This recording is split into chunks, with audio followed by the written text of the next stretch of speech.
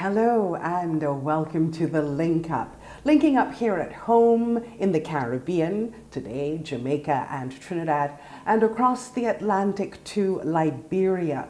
Aren't we blessed to have such technology, that we live in an age of such technology?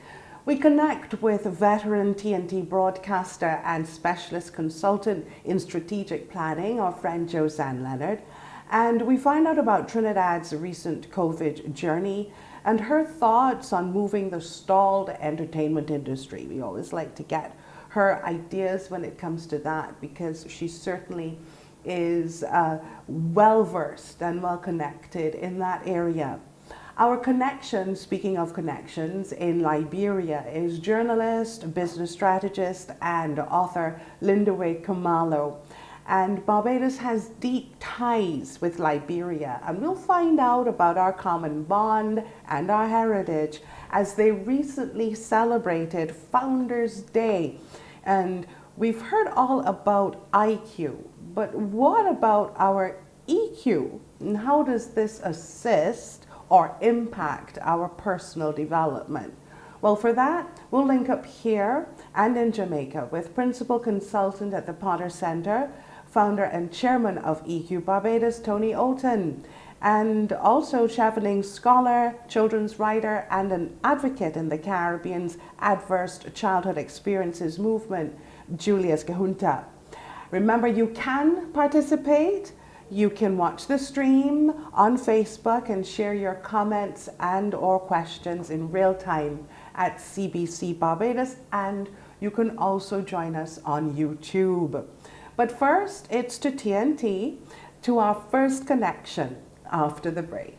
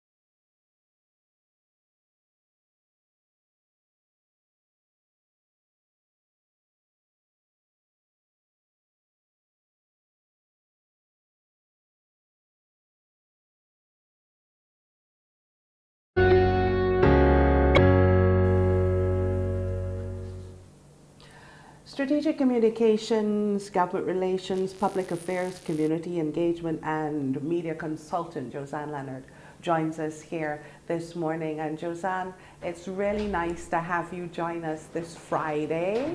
Long time no see. Hi, Peter, and hi to everyone in Barbados, and of course, just everyone who's tuned in this morning, wherever they are in the world. And it is lovely to see you. Although, to be quite honest, I'm not seeing you, but I'm a radio person as well, so I'm dealing with the audio component. I'm not seeing you, but fine. Okay, well, we're seeing you, and you're looking well, and I'm happy because the news that's been coming out of Trinidad and Tobago has been quite concerning for a lot of us. We had experienced lockdown together over the last COVID journey, and now it seems as though, you know, there's an uptick of cases within TNT, and we wanted to find out what's happening, if you all have been given any idea as to why it's happening, and what is the situation like there right now? Well, you know, we're not immune, and we're not shut off from the rest of the world. So it's being described as another wave, or as the public health officials have been calling it a third wave. Unlike most of the Caribbean, our borders have remained closed since we closed last March. But of course, people have been returning. And then there's the whole issue of protocols being relaxed, people congregating more, speculation about maybe porous borders where variants may have come through, could possibly have come through some of the migrants and illegal migrants that we're getting coming in from Venezuela. So it's all in the realm of speculation, to the degree that I can't say that we know for sure. What we do know for sure, of course, is that we are experiencing this uptick. Our cases have been in the hundreds in the last week or so, which has prompted the Prime Minister, first of all, to implement some lockdown measures, and then we went into a state of emergency on the weekend, on Saturday. The news is on the internet and people are speculating, and social media is abuzz with all kinds of theories. I think the one thing I will say about the whole COVID scenario, whether it's in Trinidad and Tobago, Barbados, the region, the rest of the world, is that the politicizing of this issue sometimes is really very unfortunate. If ever there was a time for multi-stakeholder, many voices from not just a big stick or opposition or voices of opposition, I think that we require that kind of sense of humanity to come together and to figure out our way through this pandemic. Of course, around all of that, Peter, is the disputes in the science, people being anti-vaccine, vaccine hesitant, all kinds of deeper theories about what could be behind all of this. But the reality is, what's in front of us is that we're facing the pandemic. Whether or not it really does lead to some of the things that are being thrown up there in the realm of alternative media and other sources is still left to be seen. That's what we can probe. But in the meantime, or in front of us, we have to do the things to protect ourselves, our loved ones, our communities, and by extension, our countries. So I'm kind of COVID fatigued talking about it, because every day it's thousands of things, Yeah, we all in the are. compound where I live. Yeah, I mean, I've heard at least three persons, they won't say who, but just in our very immediate community. So I think we have to be sensible. Even while we understand the intellectual interrogation takes place, not necessarily swallowing everything that is said to one, because one doesn't do it in any other sphere. Why should it apply here? But I think we have to deal with the very immediate issue of people getting sick, people dying, people spreading the virus, or people being affected by the proliferation of the virus. Whether or not it was man-made biowarfare, or it's nature taking her I don't want to use the word vengeance, but responding to as she does from time to time.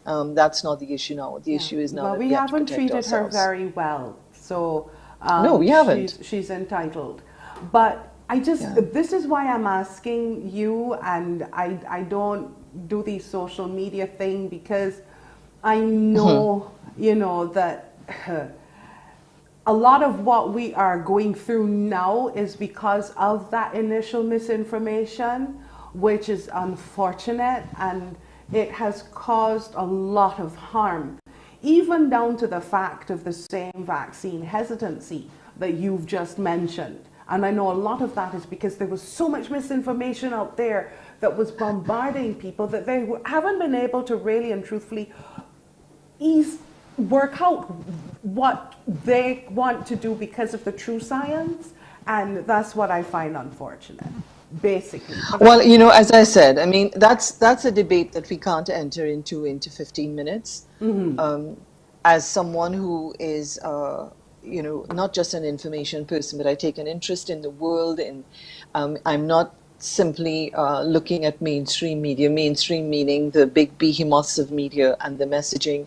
I think that there's a lot of a lot that has to be done, a lot of questions that have to be asked, a lot of, excuse me, a lot of scientists and medical practitioners in the world are advancing other, if you will, theories and information and data to support what it is they're saying. But regardless of what that is, we're faced with doing things right now, some of the simple things.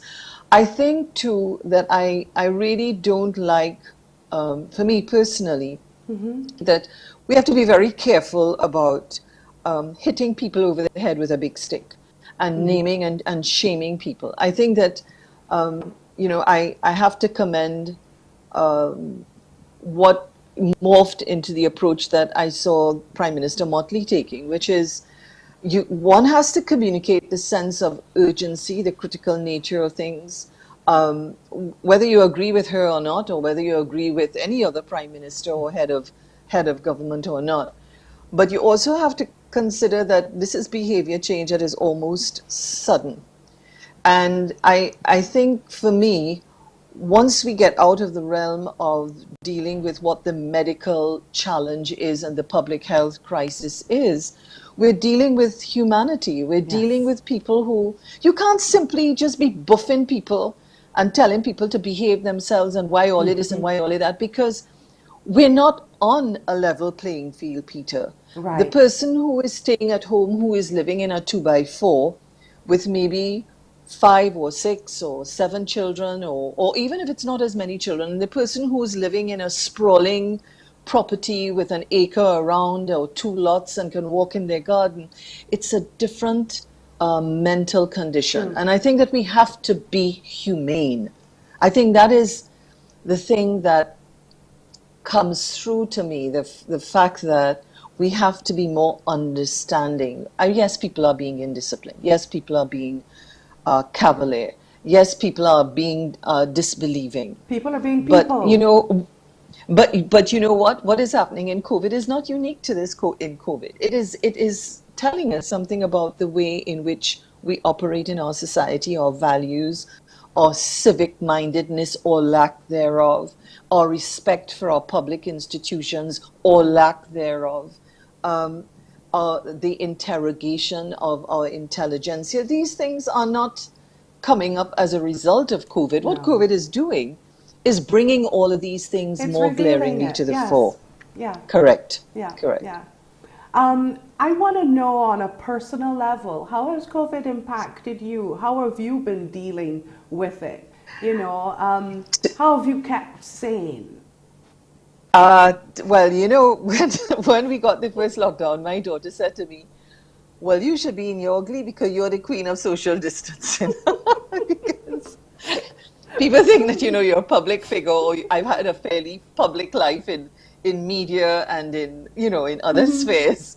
And so people make the assumption that I'm a social butterfly. And so when I'm a very, very, very private person. So that was the first thing. But I did find it, it wasn't so much that I wanted to, but the fact that I realized that I could not, or that I should not, but I put I could not and should not in the same bracket. Yeah. In other words, I was not going to be renegade and say, well, okay, it's a thing and I'm going to take a chance and go somewhere or something like that. So it was the fact that I realized that my freedom to be able, my ability to exercise that freedom was no longer there. That I couldn't just pick up myself and say, I'm going down to Chaguaramas to take a walk. So I did not leave my apartment for, even to take the garbage down the chute. I didn't do that I didn't do that for weeks. My son would come and he would put groceries at the door and what have you, and then he would take the garbage out for me and stuff. I didn't leave the apartment for about 12 weeks. Wow. Literally. Needless to say, put on weight. Of course. Bad posture because all I'm doing is looking at Netflix and media, and strain my eyes because I'm reading every conceivable thing on the internet. I'm at the best of times a reflective and contemplative kind of person. And so it allowed me a lot of time to read and catch up on things and even delve into things that may have been a little too much before, but Yeah. I had time on my hands. Then we broke, and I only just started back to exercise the other day. And then No. this thing, but I mean, I went for this walk, and when I clocked the time, I had done 4 miles, and I thought, wow, this is lovely. And I'm looking forward to going out on Sunday, and then on Saturday we had the thing. The other thing too is that I've been working. I'm really excited about a project that will come to the fore shortly. Good. There's a company here in Trinidad, but it's Pan-Caribbean in reach, and they're educational publishers, Royals Publishing. And during the COVID period, I really commend that. It's a family-owned business, and I really commend them because they immediately think about how they would need to respond to Exactly. education in a blended environment. And they invested a significant amount of money in these times to building an online platform. And I think what is Wow. exciting about it is that it's going to be open for anyone who wants to publish. And so I've been really sort of, because they're using Caribbean know-how, but building the kind of source coding and back end, which Oh, is nice. very state of the art. Yeah. Yes. Whole e-com. So it's not like Wix and WordPress and so, which has a lot of imitations or open source stuff. It's their unique coding for their site. And so, Ah. that has kept me been a little stressful. But I'm really quite excited about that. So we're kind of locking that down. And then I did some voice work for some of the, I worked with Roger Israel, who is a Uh-huh. very well-known musician, producer here. And I worked with him to do audiobooks for some of the reader series for the Jamaican edition. So I think, Nice. this is a nice segue to talk about really where we could find joy, which is in our Exactly. creative classes. And also how we can perhaps make, as creative people, make COVID work for us. But we're going to take a quick break. And when I come back, that's where we're going to bounce off from again, because I know that is Great. Okay. near and dear to your heart. We'll be back in a bit. Yeah. Okay, doke.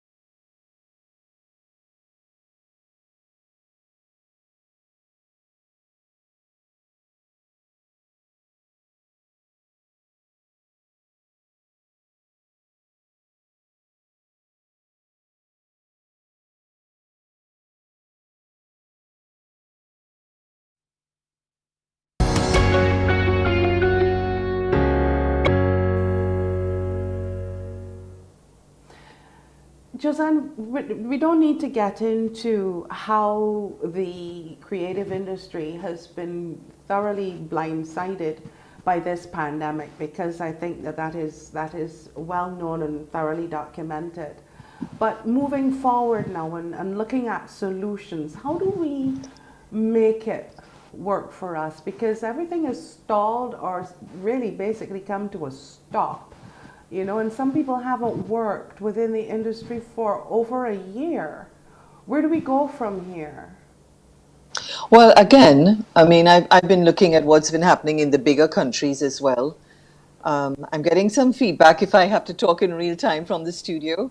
Um, anyway, I'm getting some fallback in my headphones. Okay, So great. that's better? Yeah, that's better. And of course, I'm still not seeing you, but I'm just I talking to my know, I'm cameras. sorry, but you're No, doing that's well. okay. We are accustomed to radio as well. So I'm seeing Yes. this like it's radio.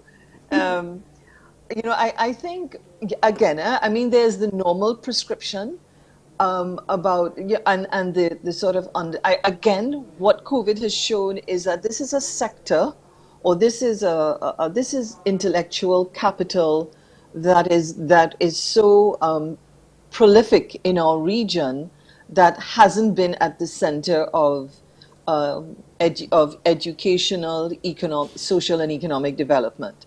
So, to answer your question in maybe a broader context, there's some, the term, the low-hanging fruit. There are things that we have to do.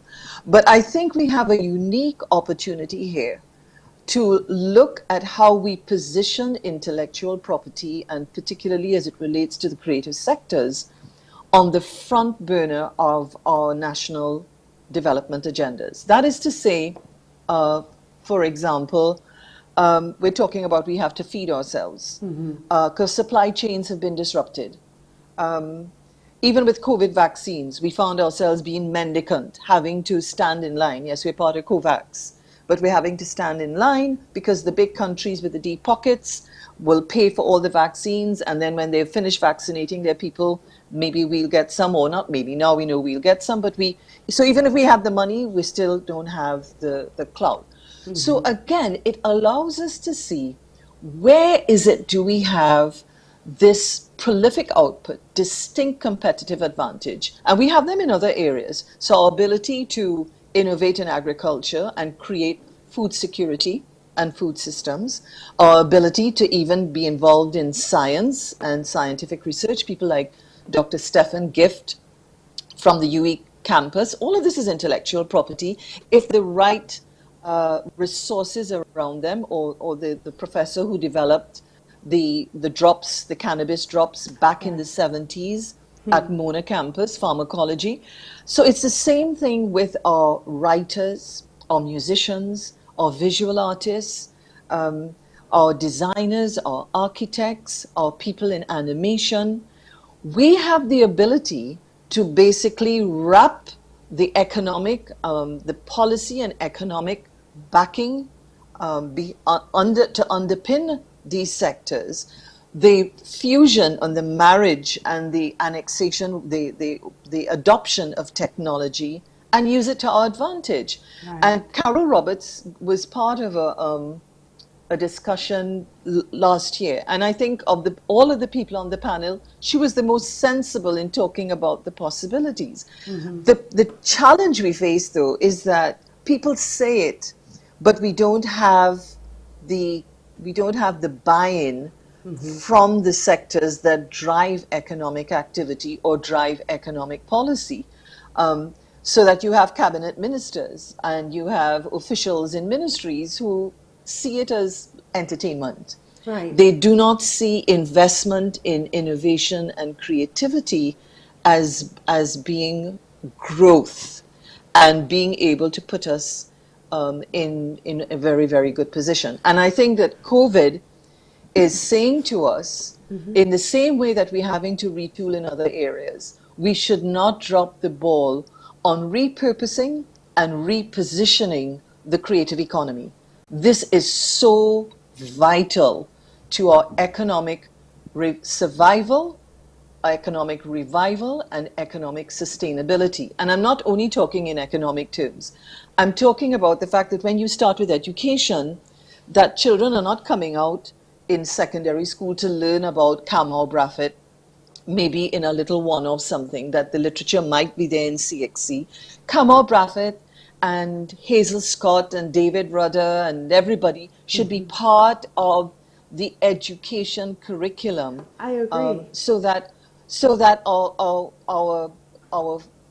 new writers or new creators they're mixing. In other words, these are the incubators. The education sector is one of the main incubators. And then we also have to recognize the fact that we do have some success stories, and how do we bring these together to sort of influence and move the needle. And I want to commend Adrian Green and Annalie Bab. I had a conversation with them earlier this week on their planning for the upcoming Creative Industries conference, not Creative Industries, UNCTAD conference, of which the Creative Industries is a distinct track. And I really commend them for their visioning and the fact that they have the balls, as we say, to put these things I saw the outline of the agenda, and I think that it's really going to it should be sending a very different signal, not just to the prime ministers in the region, but to the world about how we value ourselves, our cultural confidence. When Prime Minister Motley used the term the other day, I said, like Mia, borrow this one from me, boy, because I've been talking about this for a long time. I But mean, I'm that's saying what this I in a was joking just way. going to say, because we have, I have heard you talking about the creative industries and the need that, we need to do more, we need to push it more. So I'm wondering, how then will COVID change that? Because now, the financial sector is going to say, but it's even more decimated and they're not going to be able to put a lot of money into it. So how can we as creative people ourselves move the ball forward? And what you're talking about with you taking advantage of the internet and making the internet work for you, culturally, reading books, audio books, and that is our culture you're talking about, that you're putting out there to the world. But that's only one little small piece.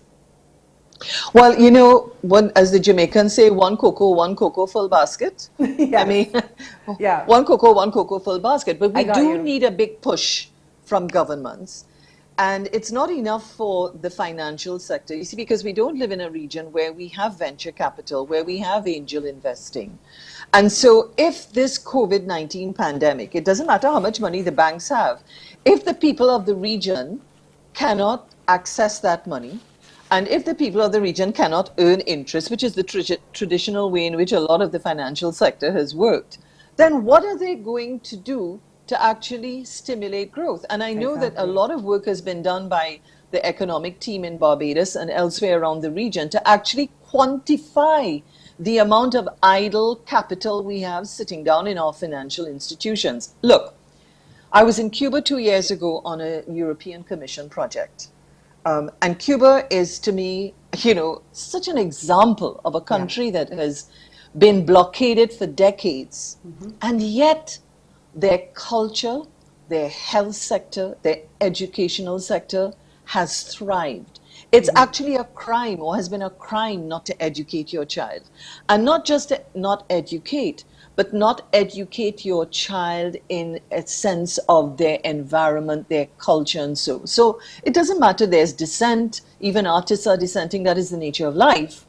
But the point is, I spoke to the head of the French Development Bank.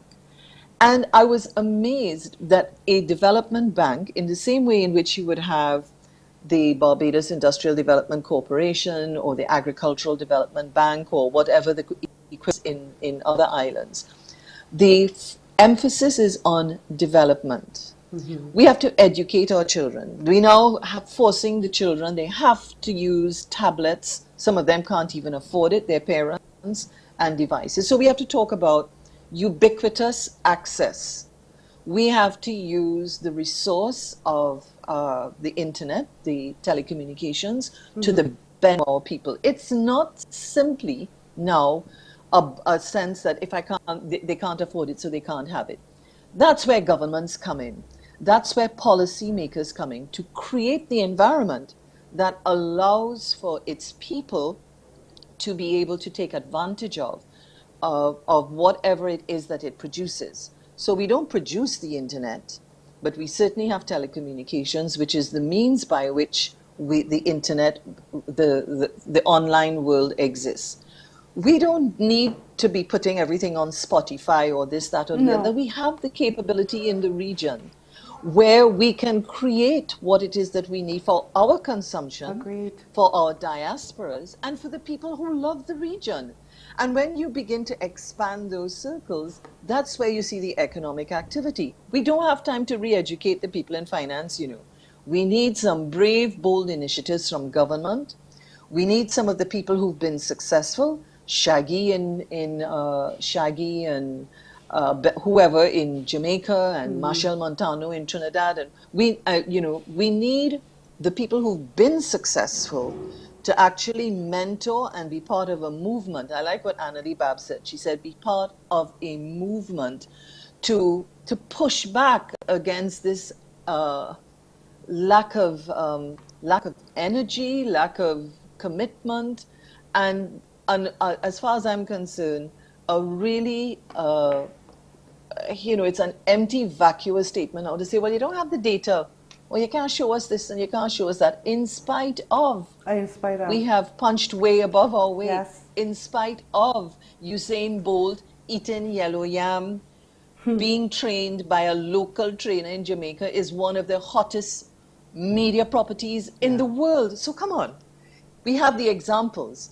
And so we have to bring the private sector along. And the way that that can happen, or one of the ways that that can happen or needs to happen, is for us to convert our governments and people who make decisions, ministers of finance, not just cultural development is about sovereignty, is about history, is about civic, it's about building a sense of who we are as a people. Right. But when that intersects with the technologies, when it comes into the stream of commerce, it's business. So if we're going to be looking at what we need to incentivize tourism, if we're going to look at what we need to incentivize agriculture, if we want to incentivize the manufacturing sector, we need to look at what we need to do to incentivize the creative sectors, which incidentally cuts across all of those.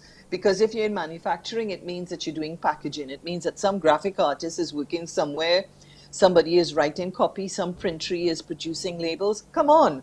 We have to connect the dots. Have you heard the recent story? No, it's not a story because it's true. But just a photograph of Rihanna wearing crochet. The crochet dress. Yeah, I know, amazing? I looked at the thing. Amazing. That's wonderful. And I mean, and that's what you're talking about, Correct. That's what you're talking so about. it's not like a throwaway that I forget the name of the lady who did the crochet in Barbados. Mm-hmm. But Rihanna has a line. She's Fenty. She's a multimillionaire. She's carrying cosmetics. She's carrying lingerie. She's carrying fashion. She's an influencer. So this is where we need it, not just to have the kind of, well, I'm doing okay and my enterprise is doing okay. People will call me, maybe you'll call me a socialist, I don't know, but we need to spread the wealth around. Yeah. We need to spread it around so that we elevate and people are able to look after themselves. Every single prime minister has said to their country in this COVID, the government don't have money, or we're under stress because of balance of payments, foreign debt, this, that, and the other. So why can't we make the connection? Mm-hmm. For example, people who have plenty real estate, all these big businesses that have big real estate, instead of trying to be predatory and soak up all the little entrepreneurs who are coming out because you have the deep pockets, partner with them so that they are able to be part of the financial, the economic welfare and well-being of the country, because they then are not coming to rob you. They're not coming they're not going to be idle. They're going to look after themselves. They're going to look after their families. If we don't get that kind of mindset, then COVID is teaching us absolutely nothing. Love the fact that right now COVID is, I think, forcing us to take a really serious hard look at what we did before, which really didn't work. And we have the opportunity now, perhaps, to start off on a new platform. And we're going to need change, Peter. We're going to need change. Yeah. And the change, I'm sorry, every time people talk about change, they always talk about the masses of people and the people who have less access. We really need captains of industry, or educated elites, or business elites, or political classes to step up, because at the end of the day, what is it that you do well and maybe your family does well, but then your fence is going up higher and higher because you have more people dispossessed, or more people not taking advantage of education because they're not seeing the benefit of it, because as far as they're concerned, they want to go and work in a bank for this, that, and the other. There's more rise in crime. Crime is an enterprise. Come on, connect the dots. Mm-hmm. And so we need those who've had the advantage, to whom much is given, much more is expected. I'm sorry. And we need to have that kind of flip and that kind of shift. And if that makes me some kind of, if you want to say radical, then yeah, let me be radical. You know, everybody's using the words. Look at advertising now. You look at cable television since Black Lives Matter. It is fashionable to put a black face, albeit a lot of them very, very light skin or high brown, as they say in No, Jamaica, I'm seeing some nice dark soft curly ones. hair. I'm seeing some Yeah, but I dark mean, ones. but the point I'm making I though is that understand. it went like this, whoosh, Yeah. and it's almost as if we do that. That means, oh, we're inclusive, we're diverse. Those things are important. But if it means that those companies and the systems around the way in which businesses are developed and entrepreneurship and what have you don't change, if people don't get access, I'm not talking about the US now, if our mom and pops and what have you don't get access to finance and what have you to build their little enterprises that look after themselves and their families, which means that there's the knock-on effect, then it's just, to me, it's just cultural appropriation. Right. It's vacuous. It means absolutely nothing. So I think that, you know, for me, it really is, we have an opportunity to disrupt. I mean, it's one Right. of those favorite words as well. I mean, McKinsey, everybody's talking about disruption, IDB talking about moonshots, but you know, we have to break down the classism. We have to break down the barriers to entry for a lot of people. We have to re-engineer economic policy. We have to institute programs from primary, from infant all the way through. We should be learning things more Caribbean by the time you reach Form 3 and Form 4. This should be Agreed. part of is part of what will fuel this is the raw material that will go into the output. And we just have no choice but to do it now. And if we don't, then, you know, we should really let England come and recolonize us if they're so Oh, interested.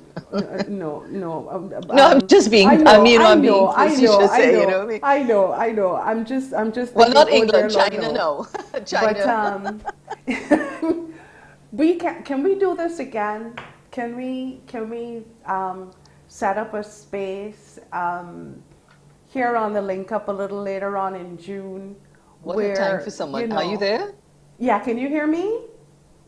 Can you Hello? hear me? I think she's not hearing me now, or there. Um, but thank Hello? you very much, Josanne. We're going to definitely do this again, and I'm going to do it on a bigger scale, because these are things which need to be said, even if they say that you're being rebellious and you're being socialist and whatever. It needs to be said.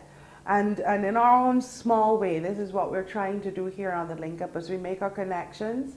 And as we literally link up with people from around the world, there's so much that we don't know. There's so much I don't know.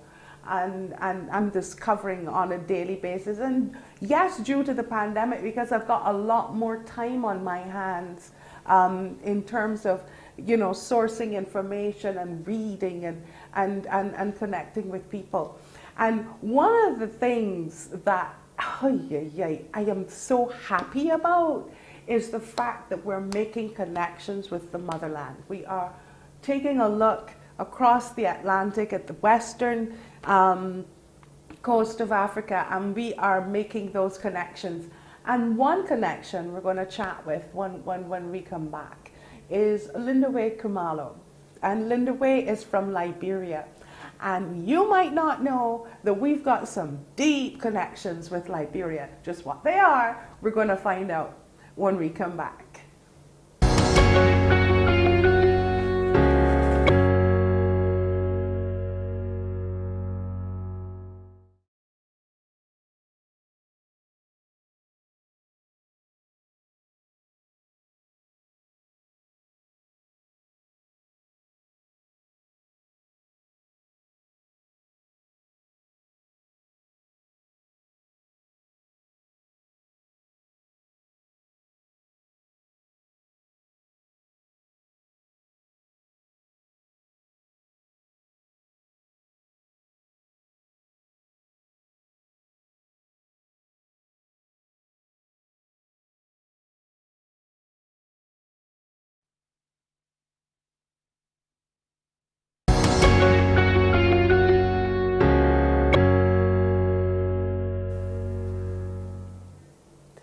making connections today on the Link Up. What a chat that was with Josanne Leonard, and it's always a great chat, and you always get an opportunity to open your eyes to so many more possibilities, and I do promise next, I'm going to contact her again and see if she can hear us, and this time a little later on I'm going to ask her if we can do that chat again with more individuals and make the space, because it needs to be said, it needs to be heard, and all of these things need to be moved forward in, so that we can all survive this negative year that has just been, and make it better for us all. So, making connections. Let's take a trip to Liberia. Let's welcome Linda Way Kumalo. Hi, Linda Way. Nice to see you this morning. Very nice to see you, Peter, and good morning to Barbados. Good morning. Excellent. So, teach us about Liberia. Tell us about Liberia, and then tell us about the special connections that Barbados has with Liberia. All right. So, thank you for having me. I do appreciate coming back with you already.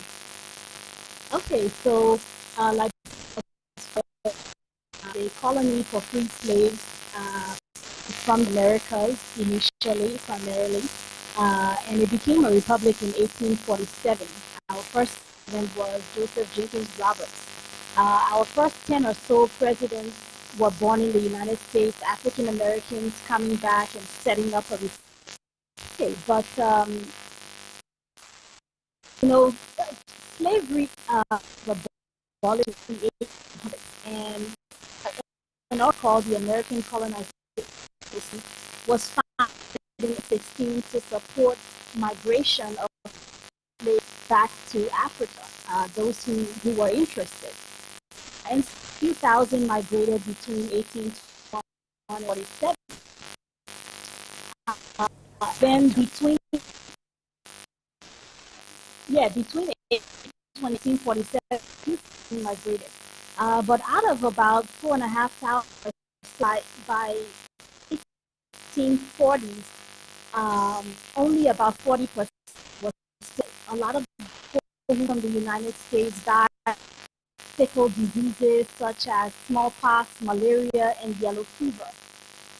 And so our third president, Daniel, in 1864, looked to the Caribbean to try to beef up the dwindling immigrant Liberian population.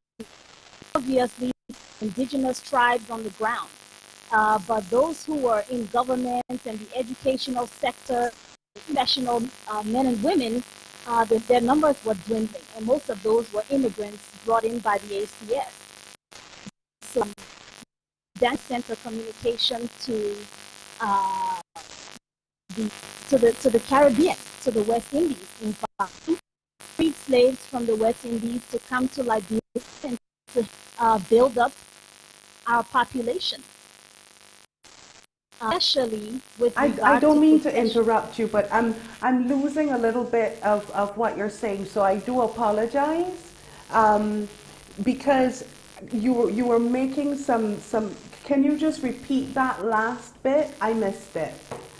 The last bit about bringing the people from the Caribbean over to West Africa, to Liberia. I missed that. Okay, yes. So the immigrant population brought in a side of diseases. Daniel B. Warner out again to try and bring in fresh blood, especially professional people to Liberia, build up the economy. And so Barbados, free slaves from Barbados responded. And the letter by Daniel B. Warner was 1884.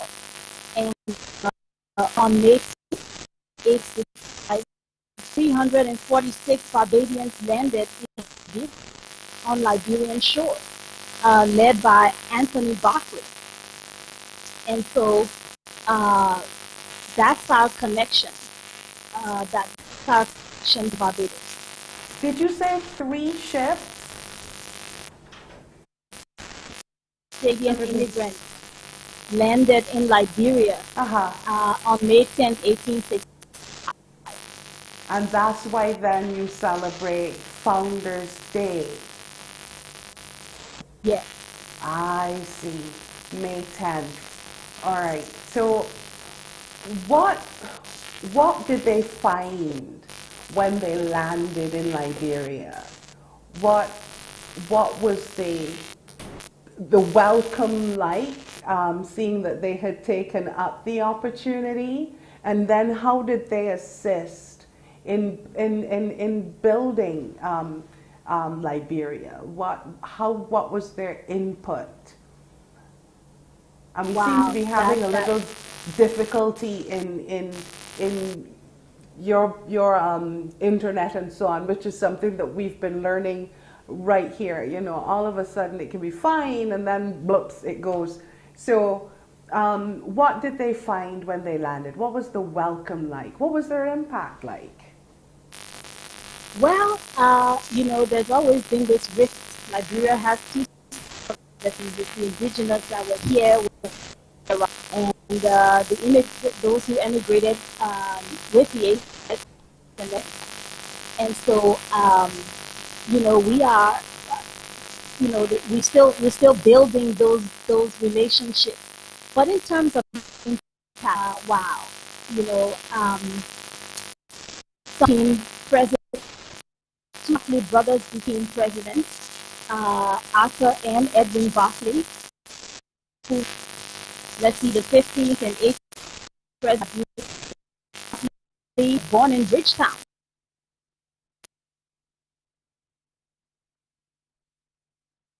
Take a little quick break, and we're going to see if she can refresh her page. This is unfortunate because the information is fascinating.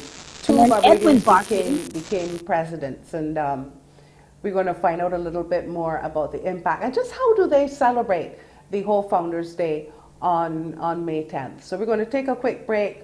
Let her refresh that page. Hopefully it will be all right, and we'll be back.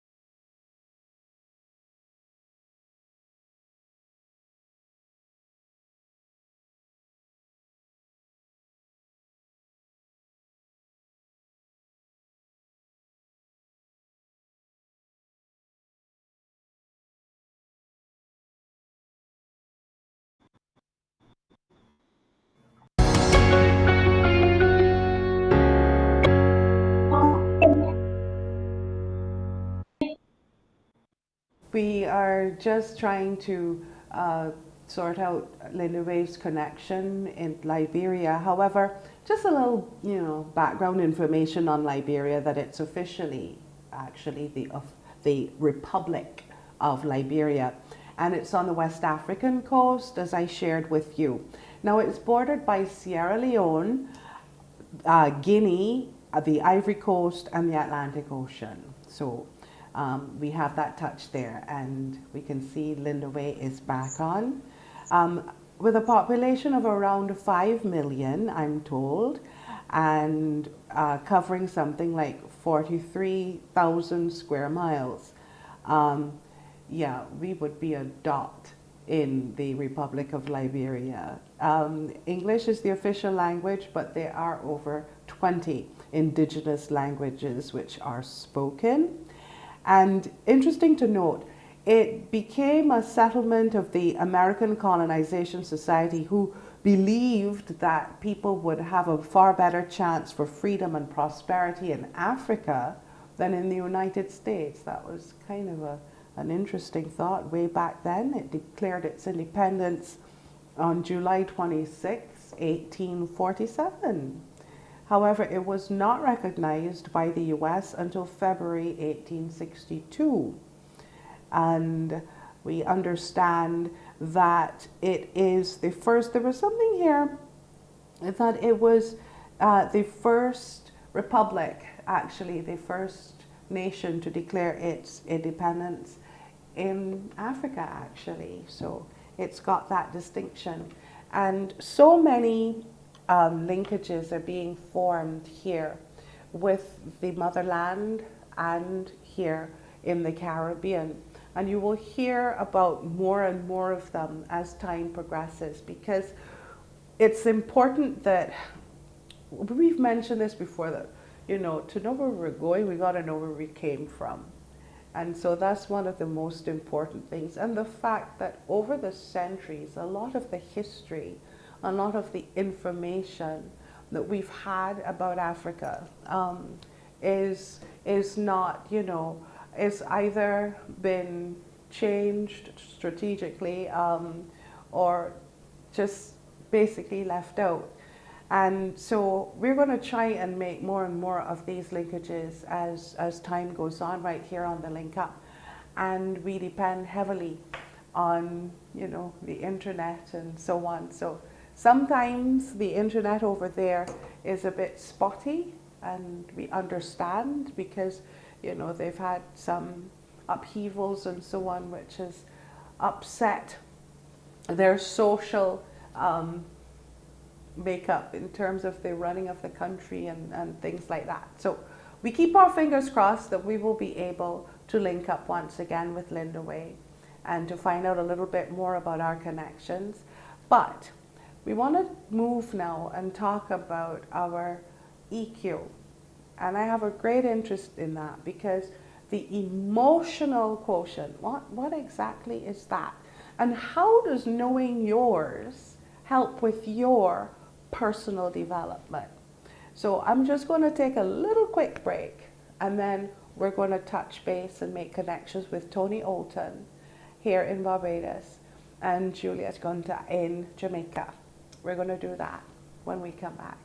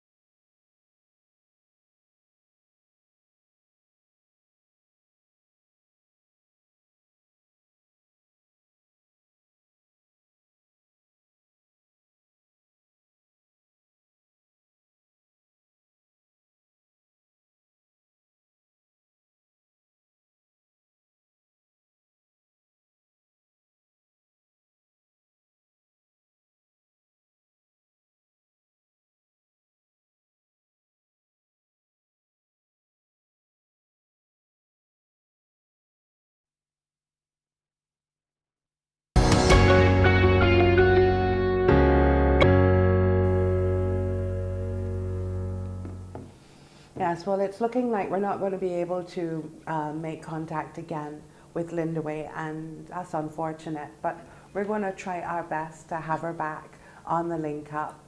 So let's switch now to our emotional, our EQ. What is it? How do we get in touch with it? How do we find out, what ours is? Is it like the IQ? Is there a test that one does? Okay, let us just go straight and get the information from Tony Olton. And Tony is an individual who I have a lot of respect for, because he's a person one can, contact when you need things sorted out and clarified. If you're having trouble, and you need to just have somebody there who can guide you along the way and can make a difference. His Potter Center has certainly been that for many parents and many people. So Tony, welcome. It's nice to have you Peter. Join us today. Long time no see. He's the principal consultant at the Potter Center and founder chairman of EQ Barbados. And Julius Gunter is joining us. He's a Chevening scholar. He's a writer, and he's a children's advocate in the Caribbean for adverse childhood experiences, that movement. So it's nice to have you both join us on a Friday where Murphy is having a fun time. So I hope that he takes his weekend break early and leaves us alone. So okay. Thank you. Let's just let everybody know, what is exactly your EQ and how does one find it? So perhaps we should start where we are. There are several definitions for emotional intelligence. The one that is most apt for the circumstance that we face right now in this moment is that emotional intelligence is the skills to navigate the world as it is, not as we wish that it would be. Emotional intelligence, the skills to navigate life, the world. At school, Canon Jones often used a word that only in adult life I've come to really understand. At morning prayers, he would talk about the vicissitudes of life. Oh, yes. Emotional intelligence is the capacity to navigate the vicissitudes of life, the ups and downs, the twists and the turns, as it is, to face it and navigate it as it is, not as we wish it would be. It is trying to navigate it as we wish that it would be that causes the suffering. I see.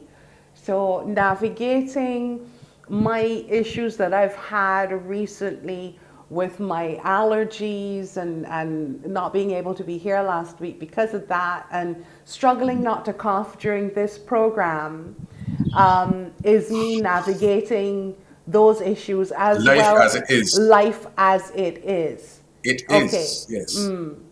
All right. Facing it. Excuse me. There you go. Facing Excuse it. me. And figuring out what is my best response, what is my most effective response in this moment. What are my choices? What are my choices? And what it is that I want. Because what it is that I want will inform which of those choices I access. That's interesting. But this seems like if it's something that would more help if we started it early, like if yes. we started it early. Yes, because obviously I do most of my work with adults, but that is a consistent feedback, consistent comment that we get. Why didn't someone teach me this much earlier in my life? Yeah, because we have certain behavioral patterns that I think once we're an adult is a little difficult to navigate and a little difficult to change. So because we've been doing it for however many decades, me as a dinosaur, enough decades. You know, so sometimes at our age, we don't want to change that much, you know, take me as you get me kind of thing. So we talk about patterns. What you're talking about are emotional patterns, or patterns of thought, or patterns of feelings, or patterns of behavior. So let me toss this on you. 50% of how we function, how we present and function as adults was in place by the time we were 2 years old. Two. 85% of how we function as adults, think, feel, and act. 85% of that as adults was already in place by the time we were 7 years old. And that is why it becomes so difficult to unhook ourselves from thinking, from feelings, and from behaving, even though there's evidence that that thinking, that feeling, and that behaving is unproductive, makes us ineffective. It is extremely difficult. Without awareness and without becoming intentional and without becoming purposeful, it becomes extremely difficult to unhook ourselves from those patterns. So, okay, our IQ, and I'm just trying to break it down in Peter fashion for Peter and whoever else is listening. Our IQ then is that intelligence that we have up here, whereas our EQ would be our emotions, our behavior, and that sort of thing. Is that it basically? So think of IQ as allowing you to make connections with the world outside of yourself. Okay. So you are a mathematician, you into geography, physics, chemistry, accounting, woodwork, metalwork, baking, cooking. Your certification evidences your understanding and ability to navigate some aspect of life outside of yourself. So I might be a good baker, I might be a good barber, I may be a good surgeon, I might be great at public speaking, at being a priest. There's something outside of me that I'm able to navigate to a high degree. And so we do that through our certifications and diplomas and degrees and PhDs and the like. The challenge is we have not been taught how to navigate the world inside of ourselves. And that is what emotional intelligence is about. Wow. How do we navigate the world inside of ourselves? We have paid, we've invested, not paid, but we've invested a tremendous amount of time and resources in the pursuit of developing IQ. There's been a paucity of effort in addressing the whole issue of emotional intelligence. The other thing we talk about when we talk about IQ is that our IQ is essentially fixed. It is what it is. Our EQ, however, can be developed. So I can be at a low emotional intelligence quotient today, but again, with awareness, with intentionality, and with purposefulness, I can increase, I can improve my emotional intelligence scores. I can't quite do the same. I can't have that same measure of increase for my IQ as I can for my EQ. And so Julius now, especially being a children's advocate and with children in adverse conditions, is very important to that 1 to 7 year range when you develop your behavior. Am I right, Julius? Yes, but what science is actually showing us now is that people can actually change in significant ways when they're much older now. This is one of the fascinating and enlightening things that we're discovering in what I specialize in, which is adverse childhood experiences science. I'll just explain very quickly what that is. Adverse childhood experiences refer to various difficulties, traumatic events that many children experience, including physical abuse, sexual abuse, emotional neglect, etc. the adverse child experiences concept was developed in the United States in 1998 by some scientists at the Centers for Disease Control and a healthcare provider known as Kaiser Permanente. And they did a massive study which found that there are very strong correlations between various types of abuse, such as those that I mentioned, and certain health outcomes, behavioral outcomes. They did this survey with more than 17,000 participants, and they had 10 adverse child experiences, which were categorized into 3 categories: abuse, physical, emotional, sexual, and neglect, emotional neglect and physical neglect, and some household dysfunctions, including parental separation, someone living in the family who was incarcerated, drug addiction, etc. Since 1998, there have been some significant studies that have shown that, first of all, that list of adverse child experiences was a little bit limited. They've now added adversities such as poverty, which is a huge adversity in the Caribbean, adverse climate challenges, such as what we experience here in the Caribbean, for example, and various adverse community challenges, such as community violence, which is a big problem in some communities in Jamaica. And research has shown, just an example of a research that came out of Stanford University, that children who have experienced 4 or more adverse child experiences are 32 times more likely, on average, to have behavioral problems or to have academic challenges. And so when you think of this issue of emotional intelligence, it raises questions about this notion of choice, because a lot of persons who are experiencing toxic stress who have not been through programs that have to help them to deal with the consequences of what they have been through. Unfortunately, they cannot engage on certain levels emotionally, not because they do not want to, not because they're worthless, but because they do not have the capacity to.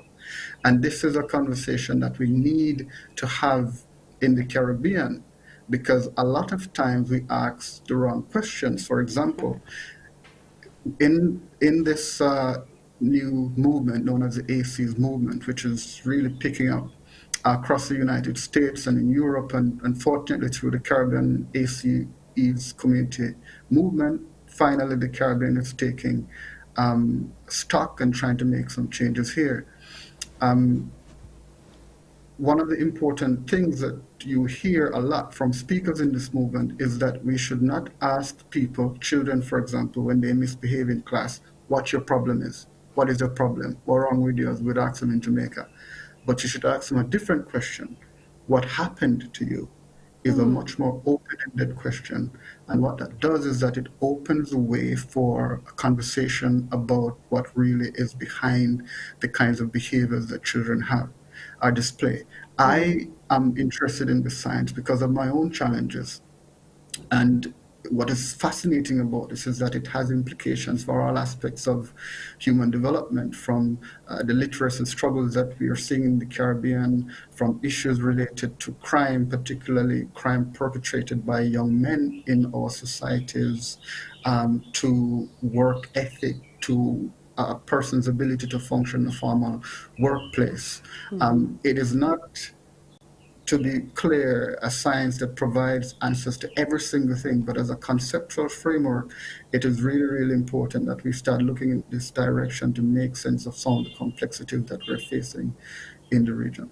But what you said when you first started, though, was that you have noticed and that you all know that change can happen within the adult, even though, you know, it's pretty much set by age 7, that you can still, and when you speak of the adult, are you talking about a specific age, or this pertains to any age, that once you put in the work and you can make some changes? At any age. So here's how it works. For many children who are enduring violence, let's call it chronic stress over a sustained and long period of time, those children experience, if they do not have any buffering, something that is known as toxic stress response. toxic stress is what really causes a problem. A lot of children go through adversities, and because they get support, they are able to cope and even to excel. And that has happened to me. In the case of adults, many of us experience toxic stress throughout our childhood and into our adult life because we do not get opportunities for healing, for conversations, yoga, art therapy.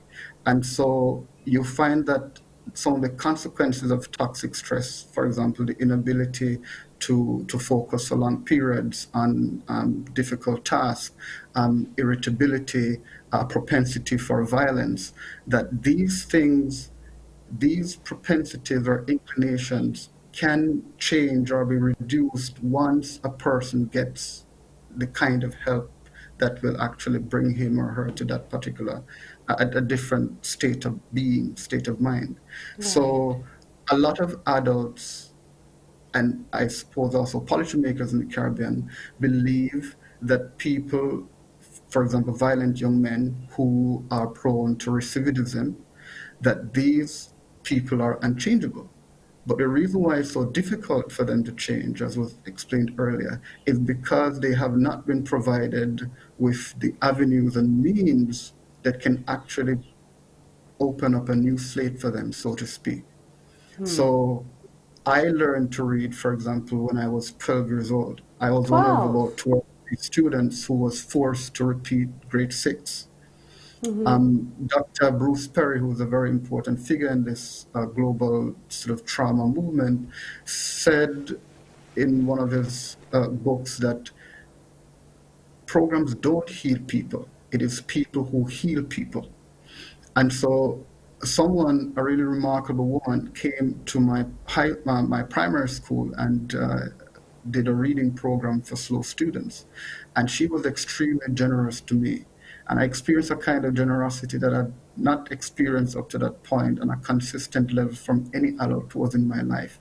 And it was through her support that I was able to not only improve my reading, but to become one of the very best students at that high school, to the point now where I have won international scholarships and have earned master's degrees and published in numerous journals around the world. What this shows is that people, once they're given the kind of support that they really need to attain fundamental change in how they feel, in how their brains are wired, that when these things take place, it is possible at any age for people to see marked improvements in their lives. But I think one of the fundamental points that Tony was trying to drive home is that these changes, fortunately, for some people, they happen much earlier than for others. And it's best, of course, if we prevent childhood adversities. But if it is possible, where possible, we should try to arrest these problems as soon as we can, so that people do not go through 30, 40 years of their lives wrestling these challenges. And the longer we take to address them, the more difficult it becomes to change certain behaviors and beliefs later on. Tony, I have a question. Julius was lucky in the sense that, he had a teacher at the time and at the correct moment who, I don't know if she was, versed in EQ or a specialist in it, but she was, she asked the right questions and she created the correct environment. How do you assess people who are, dealing with our children when it's so important that they themselves create the correct environment for learning, for recognizing when someone has an issue, how best, and he, Julius gave us an interesting, and the questions that you ask a child, what don't you say to a child? Is this part of the teaching curriculum for teachers? That is what we're about. We are actually actively pursuing opportunities to engage educators and the educational system to create, first of all, the awareness, the understanding of what is happening in the heads and in the hearts of our children that is inhibiting their capacity to absorb what is being distilled within the system. I want to take you back, though, Sure. so we can more effectively come forward. Sure. You asked a question about change. The human being is the only creature that can change the direction and destination of its life. You know, birds still build nests the way they did 1,000, 2,000 years ago. That is not true for us. We can change the physical circumstance of our habitat if we so choose. I can decide in a moment in time, that's my past, this is my future, and make steps towards achieving that future. The challenge is that most of us emotionally and mentally are stuck. Now to come forward, it is going to be critically important if we're going to change the circumstance of societies across the Caribbean and the experience that we're having with regard to the effectiveness of education. It's going to be critically important that educators understand that education has to be more than just the answer in the book and getting that answer right. One of the things we say in emotional intelligence is that an emotionally intelligent adult, an emotionally unintelligent adult cannot raise an emotionally intelligent child. Why is that? Because most learning is unconscious. And by that you mean? That no one sits down a 1-year-old and explains behavior. They watch you. Precisely, they mirror our own behaviors. And so if I as parent, if I as teacher am not aware that my influence in that child's life is more than getting that child to learn that 2 and 2 is 4, or some chemical formula, or some mathematical formula, or the relationship between this and that what I am doing, how I function with this child, how I engage this child, is to a highly significant degree influencing, one, how that child sees him or herself, how that child learns to navigate the issues of life, Canon Jones, the vicissitudes of life, and that child is learning how it treats others, how it engages others, simply from the way I function, simply from the way that I carry myself. And so Julius offered the example just now of not saying what is wrong with you. So that as an educator or as a parent or as an adult interacting with a child, when a circumstance presents that I know over time, if not only in the moment, over time will be injurious to this child, can I step back? Do I have the awareness to stop and step back in the moment and ask myself, what is this moment about? What is the lesson of life that this moment presents for me to be able to teach, demonstrate, model that yes, already inside of you is this way of thinking, feeling, and responding, but let me show you a different way in which you can think about, feel about, and respond to moments like this. So that requires our teachers, our educators, that requires our parents, our grandparents, that requires managers in business to be able to have a different way of themselves thinking, feeling, and functioning so that they can then express themselves differently and pass on that tutelage, pass on that teaching about life, about the opportunity, about the capacity to make choices and not react, but to respond. What that means is then that we have to have a deeper understanding of emotions and what emotions are. So let's do that now. 1, emotions are neither negative nor positive. Whoa, you got me there. Now, you've heard about negative emotions.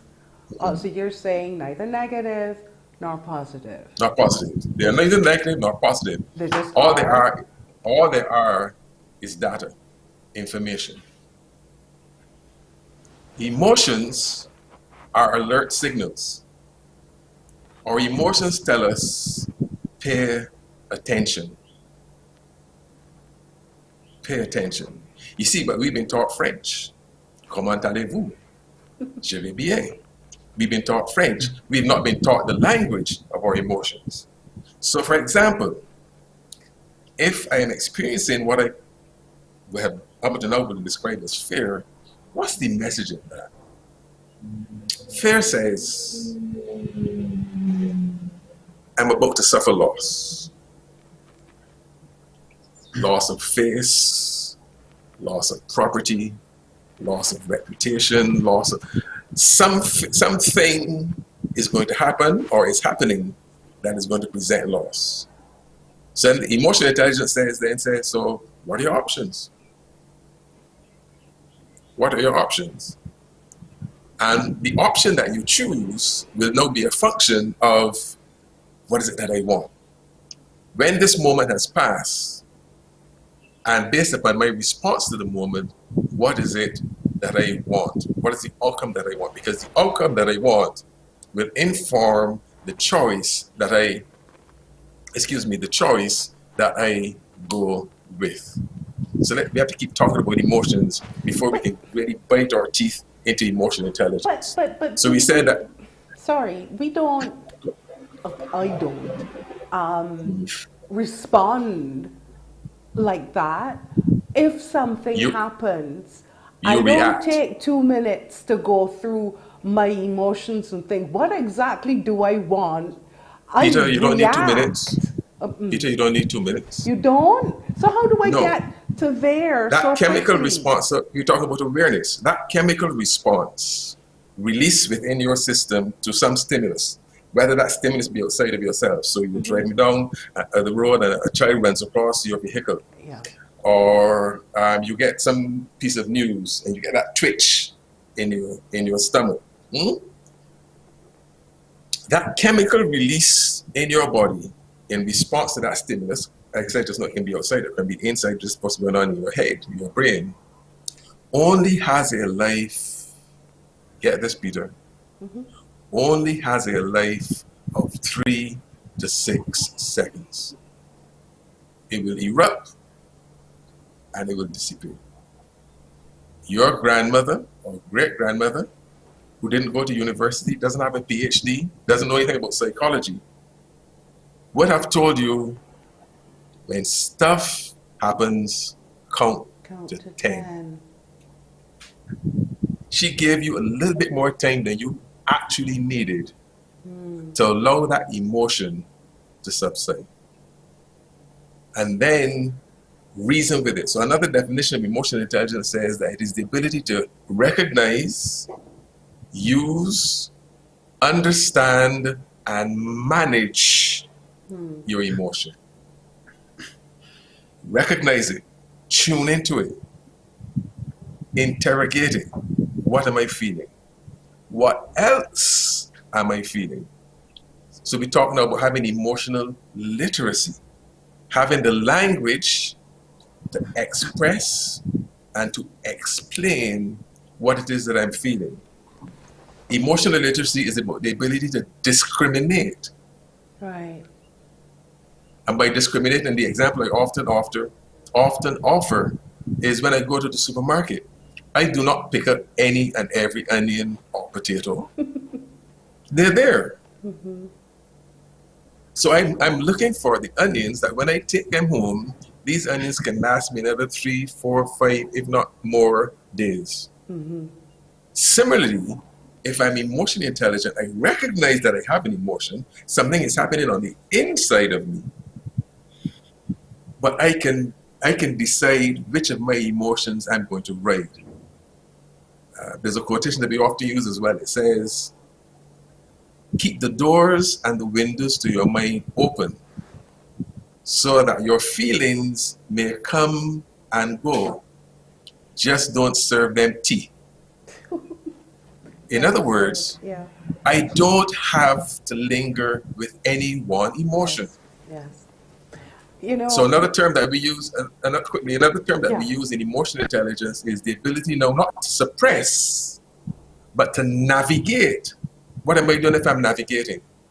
Right. You're I managing the am moving. direction and I am, that you're, yes, and I'm choosing.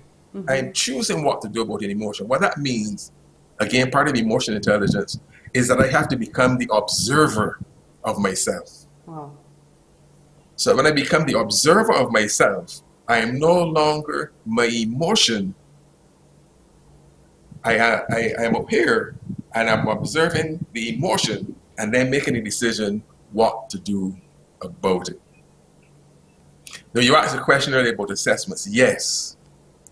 Yes. One of the things we teach in management is that you can't manage what you don't measure. And so part of what we do in emotional intelligence is that there are instruments that allow us to tell you, allow us to feedback to you how you're doing in the context of your emotional intelligence. And in the models that we use, there are essentially 8 skills that that make up one's emotional intelligence. All right. And if we use the word skills or competencies because they are learnable and they are transferable. In other words, I can learn them. I might be an educator. I can learn them in the context of my being an educator, but I can apply them when I get home. I can apply them when I'm directing the choir or when I'm on the football team. We're going to touch on that when we take a quick break, but it's really serendipitous, I think, that, because only yesterday, chatting with a member of our team, and he has a background in martial arts, and so therefore his personality type is just what you were describing in terms of managing his emotions. He's in control of them then. And so it was funny because it was only just yesterday that we were talking about this. But we're gonna touch on more, especially those 8 points that you just mentioned, and social and emotional learning from Julius when we come back. Sure.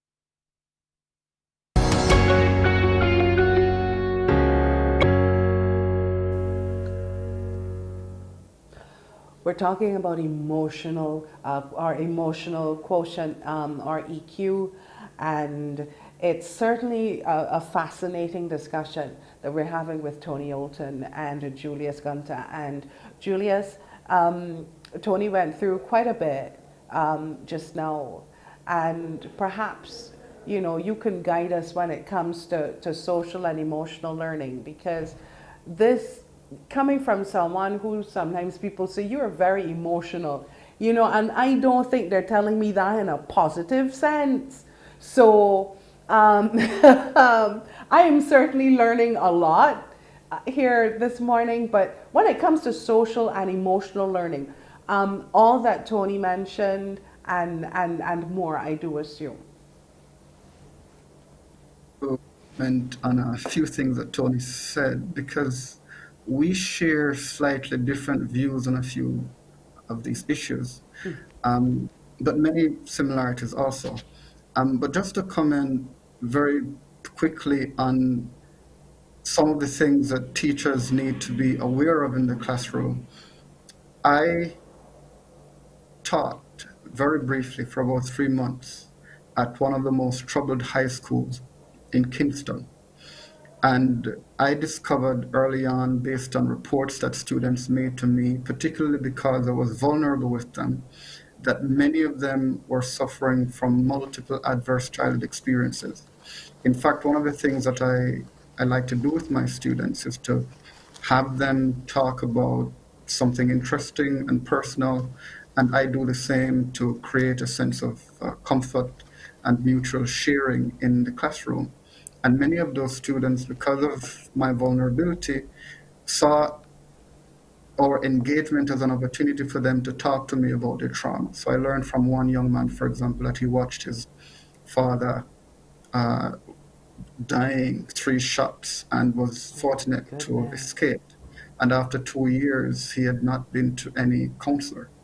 And one of the reasons for this was because in our culture, we generally do not encourage young men to go for counseling. That's something that we need to talk about if we have time. And many young women came to me to talk about their experiences of rape.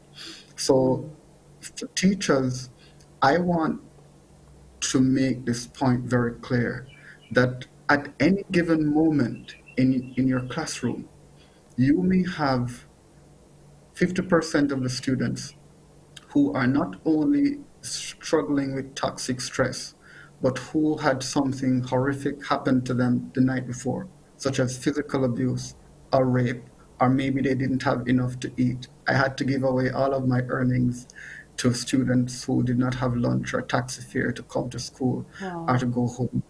I know that some of these challenges are fair across the Caribbean, but they exist in all countries in this region. And so think about the students that you're trying to teach. The approach that you take, as simplistic as this may sound to some people, is one where you should try to get the child, the student, to respect you. That before you start to try to get them to learn. Because the way the brain works is that for kids who are experiencing or have experienced trauma, you have to take sort of a gradual approach before you can start dealing with the complex cognitive stuff. Some people really do not have the capacity to learn. And so in Tony's discussion about people making certain choices, we need to speak about choice as a form of privilege. Because the more trauma you have been through, the more unchecked trauma is the less likely it will be that you have a certain kind of control over your emotions and to be able to make certain discussions. And there are a lot of interesting studies in this area now, particularly in neurobiology by people like Sam Harris, who are really questioning this notion of choice. And this argument, sometimes people think it is negative, sometimes they think it is fatalistic. But what is really important about this is this acknowledgement. For me, more than anything else, it's an argument regarding the importance of having empathy for others, because it is recognizing that people's behaviors usually come from a very deep place. And when we understand that, it is much easier for us to engage them in a respectful manner, in a manner that will make them feel worthy and celebrated. And just to bring this whole point together, I like to share stories from my own life. Yes, please. Right. So, as I said, I've experienced numerous adversities, including living on my own as a 14-year-old. And as a 14-year-old, my mother did the best she could with the resources she had and what she knew, could only afford to give me 150 Jamaican dollars to go to school. And my bus fare was 120, which left nothing for lunch or for anything to eat.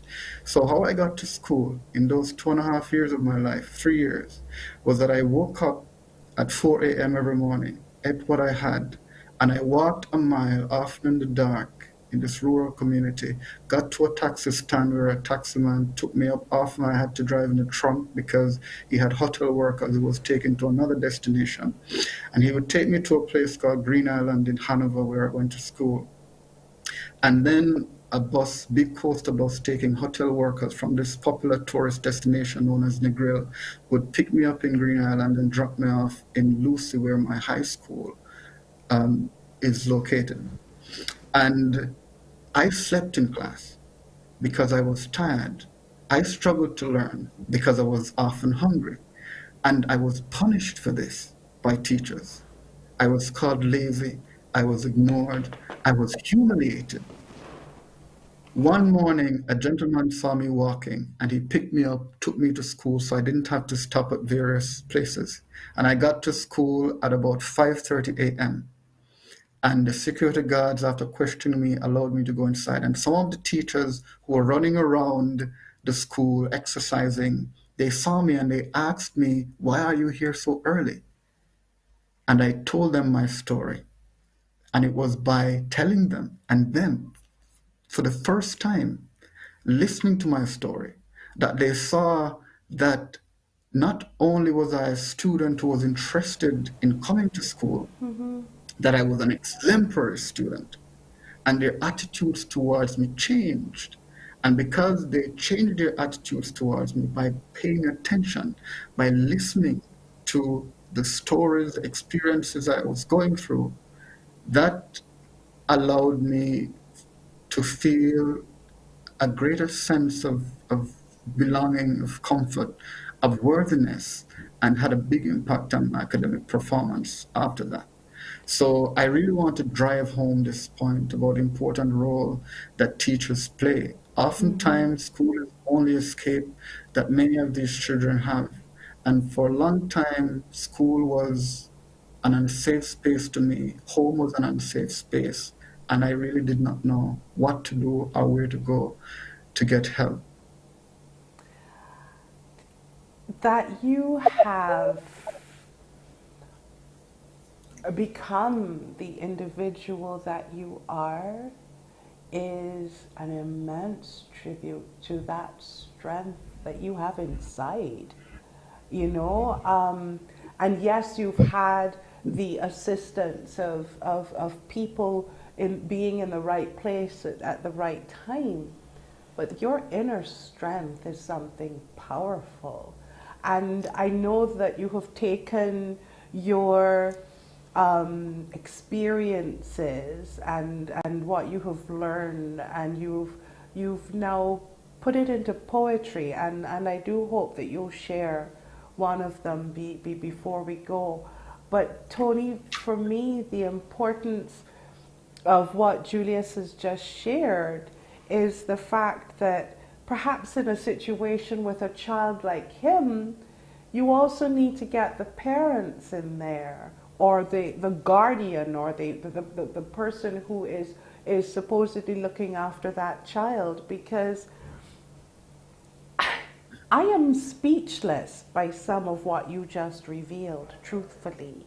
And I wonder, with so many things happening with our children, so many different traumatic experiences, how does one begin to tackle something like this? Mm.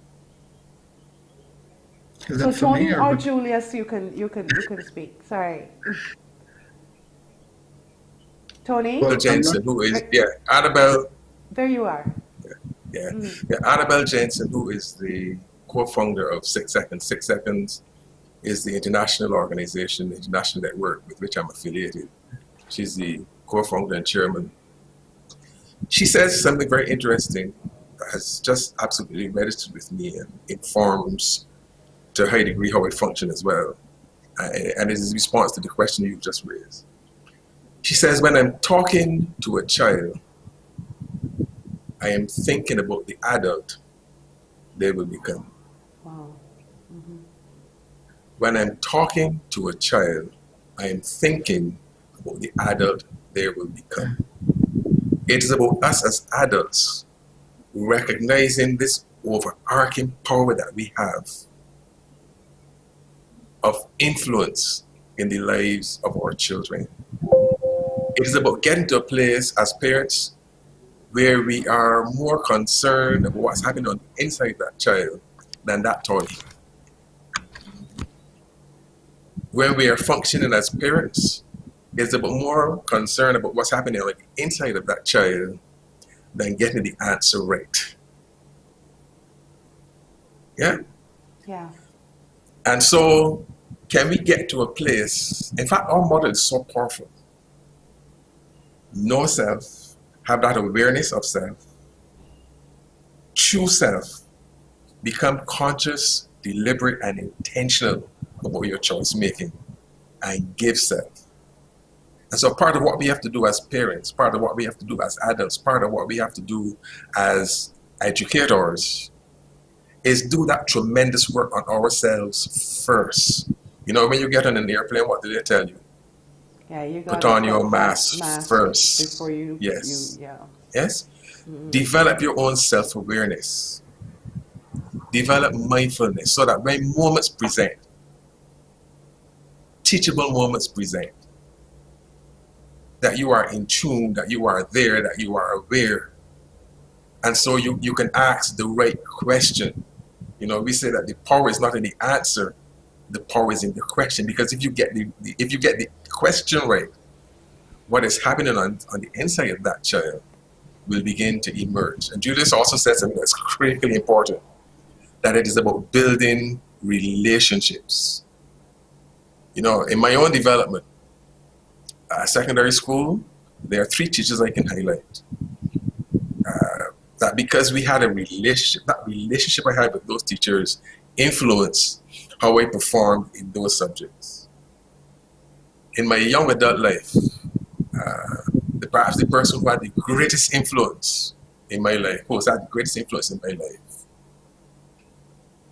we had such a phenomenal relationship, connection. You talk about connections all morning. Yes. We had such a deep emotional connection that the person that I am today is in large measure as a result of his influence, our relationship, and his influence in my life. Wow. And his influence wasn't in the subject matter, it was in the insurance business. It wasn't that he taught me about insurance and how to sell insurance. He taught me about life, how life works.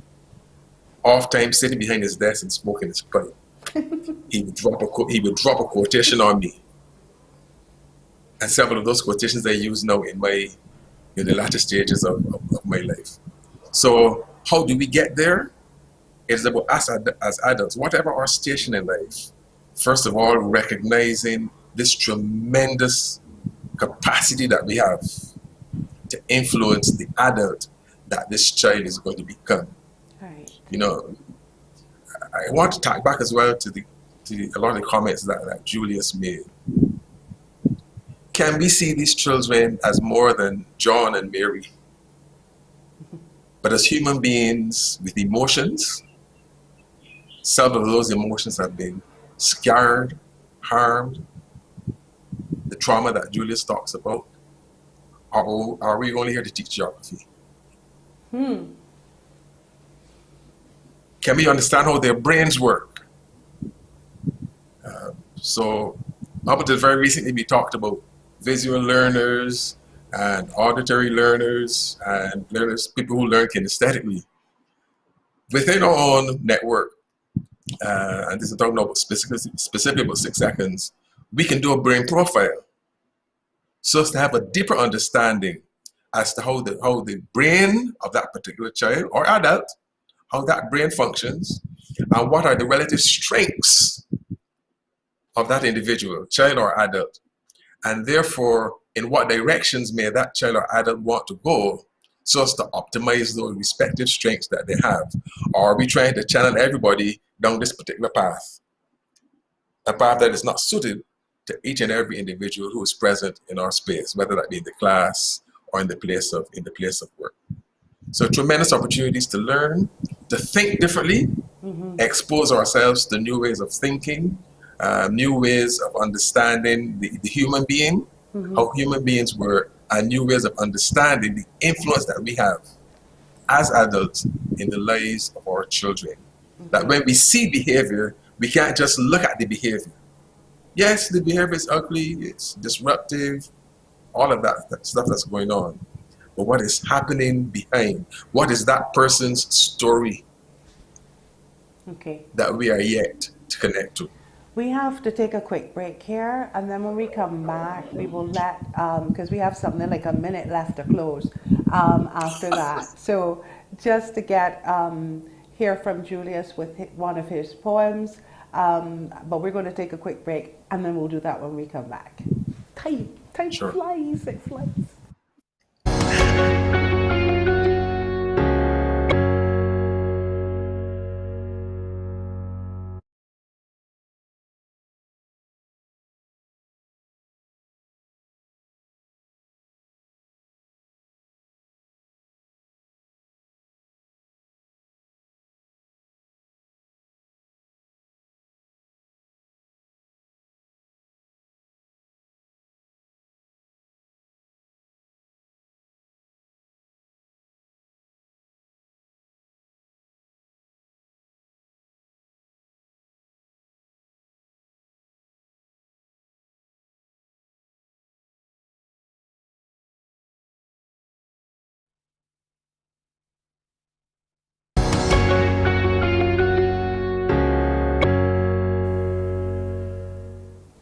Right, and without further ado, here's Julius.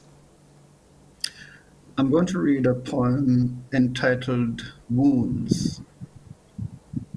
It's about violence and intergenerational trauma. The night she tried to beat me, I slept on the veranda of the shop in the square.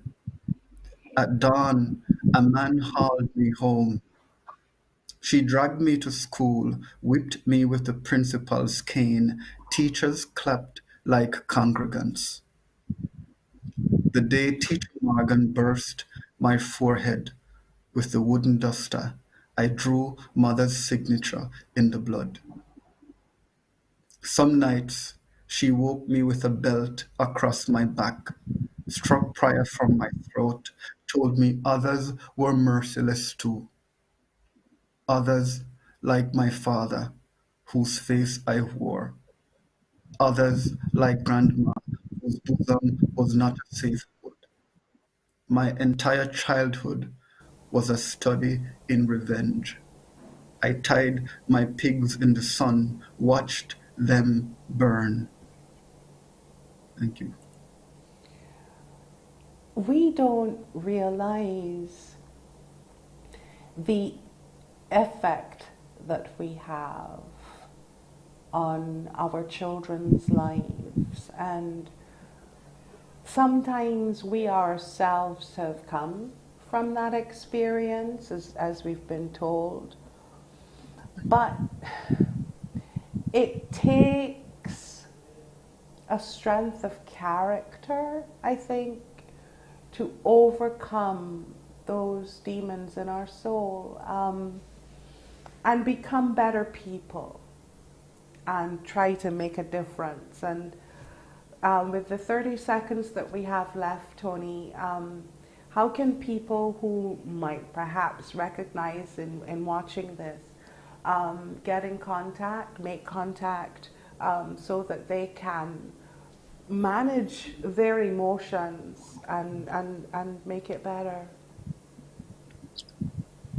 Let me first say that all of us have that capacity for change. All of us, without exception, have that capacity. The question is, do we have access to the resources, either within ourselves or outside of ourselves, to be able to give life to that capacity that we have? But it is in all of us. Greatness is in all of us. It is. How do people get in touch with us? Very easily. We are on Facebook, Liberia-Barbados, or you can WhatsApp 266-2628, or you can email admin@thepottercenter.com. admin@thepottercenter.com, and that's how you get in touch with us. Thank you very much. But if you Google Tony Olton, you'll find him somewhere on social media. And that's Tony with an E. Yes, please.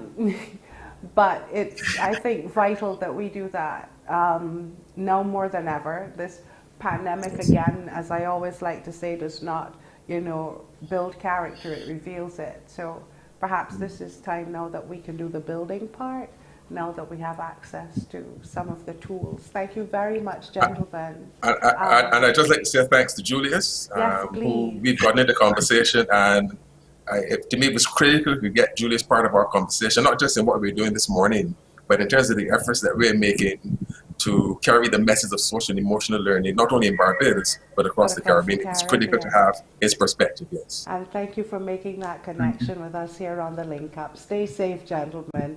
And thank you for joining us today. Do have a safe and enjoyable weekend and bank holiday. And see you next Friday at 10.